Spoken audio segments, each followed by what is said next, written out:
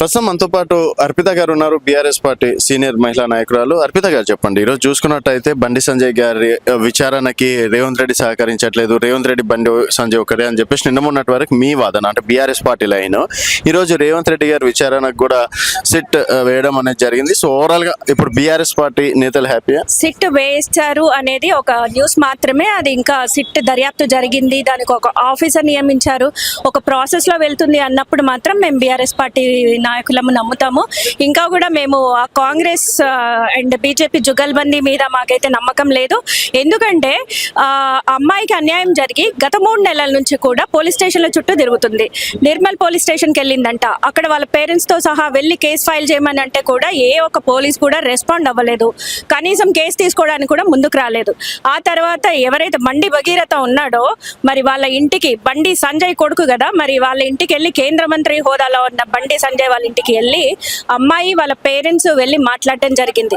మాట్లాడినప్పుడు మరి ఆ బండి సంజయ్ ఏం చెప్పారు, ఒక కేంద్ర పదవి హోదాలో ఉన్న అహంకారంతో మరి నన్నేమి చేయలేరు అన్న ఒక బలుపుతో, ఒక మదంతో మరి అబలగా ఉన్న, మైనర్గా ఉన్న ఒక అమ్మాయి ఫ్యామిలీని ఇష్టం వచ్చినట్టుగా దుర్భాషలాడాడు. మీ అమ్మాయి నా కొడుకుతోనే తిరిగిందని నమ్మకం ఏంటి? ఇంకా 10 మందితోటి అఫైర్లు పెట్టుకుందని నమ్మకం లేదా? నమ్మకం మాకెలా కుదరాలి?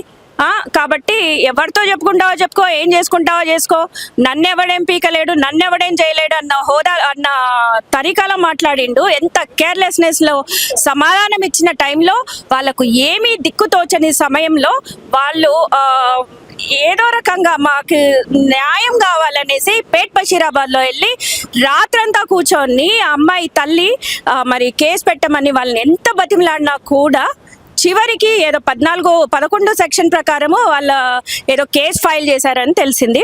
ఆ 11 సెక్షన్ కూడా ఏంటంటే ఇమ్మీడియట్గా యాంటిసిపేటరీ బెయిల్ తీసుకునే అవకాశం ఉంటుంది. ఒక పోక్సో కేసు తీసుకున్న వాడికి మరి ఇమ్మీడియట్గా బెయిల్ దొరకడం అనేది ఎంతవరకు కరెక్టు? అసలు పోక్సో కేసు అని అంటేనే ఎంతో ఒక ఎవరికి జరగంది, మరి అది ఎంతో కఠినమైన శిక్ష. అంత కఠినమైన శిక్షలో కేసు పడినాగానే ఇమ్మీడియట్గా అరెస్ట్ జరగాలి. ఇమ్మీడియట్గా అరెస్ట్ ఎందుకు జరగలేదు అనేది మేము ఫస్ట్ అడిగే ప్రశ్న. సిట్టు విచారణ ఎందుకు?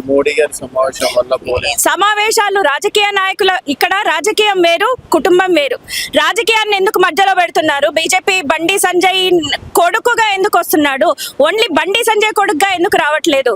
అంటే రాజకీయ నాయకులు చేస్తే ఒక లెక్క, సామాన్యుడికి చేస్తే ఒక లెక్కన. అదే ఒక సామాన్యుడి ప్లేస్ లో ఉండుంటే ఇమ్మీడియట్ గా తీసుకెళ్లి అరెస్ట్ చేసే వాళ్ళ కాదా? సిట్టు విచారణ అని మరి పోలీస్ విచారణ అనేది మరి ఇలాగే టైం పాస్ చేస్తూ కూర్చునే వాళ్ళ, ఒక సామాన్యుడికి ఇదే న్యాయం చేసే వాళ్ళ? అంటే ఇప్పుడు బీఆర్ఎస్ పోరాటం ఎక్కడి వరకు అనుకోవచ్చు? సో ముఖ్యంగా మీరు ఏం డిమాండ్ చేస్తున్నారు? అంటే అరెస్ట్ చేస్తే ఓకేనా? అరెస్ట్ వరకు మీ ప్రధాన డిమాండ్? డెఫినెట్గా ఆ అబ్బాయిని ఇమ్మీడియట్గా అరెస్ట్ చేయాలి. ఇది పార్టీలకు సంబంధించిన విషయం కాదు. ముఖ్యంగా ఆ అమ్మాయి ఒక మైనర్. మరి ఆ అమ్మాయి మైనర్ అయిన టైంలో ఈ పిల్లోడు ప్రలోభ పెట్టి మేజర్ అయి ఉండి 25 సంవత్సరాల మరి ఈ పిల్లోడికి ప్రీవియస్గా కూడా చాలా ఇలాంటి అఘాయిత్యాలు చేసిన హిస్టరీ ఉంది. మరి డ్రగ్స్ కేసు అయితే ఏంటి, ర్యాగింగ్ కేసు అయితే ఏంటి, అన్నిట్లలో ఉన్న కేసులు, మరి ఆ వీడియోలు మేమంతా కూడా చూసాము, సోషల్ మీడియాలో సర్క్యులేట్ అవుతుంటే చూసాము, అన్నీ చూసాము. ఆ తర్వాత తన ఇన్స్టాగ్రామ్లోనే ఈ అమ్మాయితో కలిసిన పోస్టులు, మరి మద్యం సేవిస్తున్న పోస్టులు, ఇవన్నీ కూడా మనం చూడడం జరిగింది. ఇక్కడ ఏ పార్టీ కూడా కల్పిత కథలు చెప్పట్లేదు. బండి భగీరథ ఏంటి అనేది బండి భగీరథనే చూపించుకుంటున్నాడు మీడియా ముందుకొచ్చి. కాబట్టి ఈ రోజు తను దోషి అని తనే చెప్తున్నప్పుడు అరెస్ట్ చేయడంలో తప్పే ఉంది?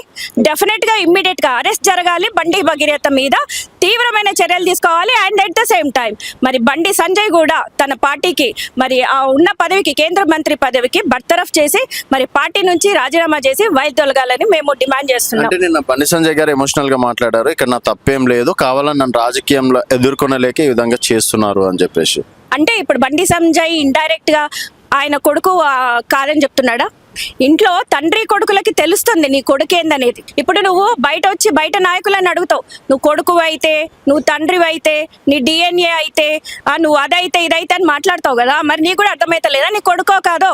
నీ కొడుకు ఇంట్లో ఏం చేస్తున్నాడో నీకు తెలీదా? జరిగిన విషయాలన్నీ కూడా నీకు తెలుసు కదా. ఆ అమ్మాయిని నువ్వు బెదిరించింది వాస్తవం కాదా?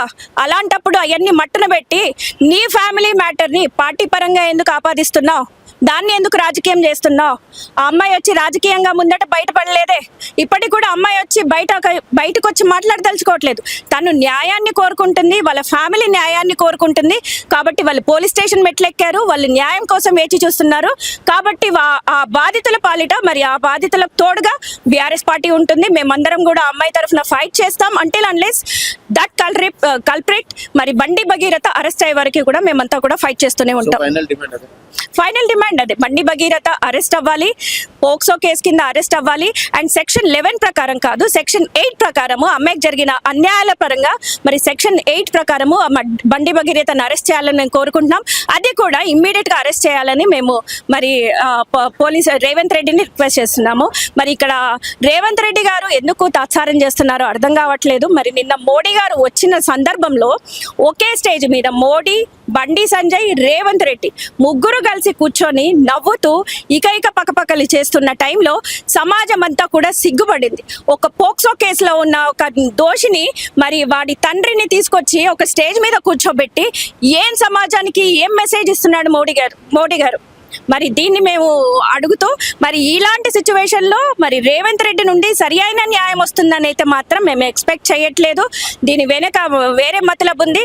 మోడీ, బండి సంజయ్, ఆర్ఎస్ బ్రదర్స్ మరి సంబంధం మాకు తెలుసు. కానీ ఈ సంబంధం కాకుండా జరిగిన అన్యాయానికి తగ్గట్టుగా ఆ అమ్మాయికి న్యాయం జరగాలి.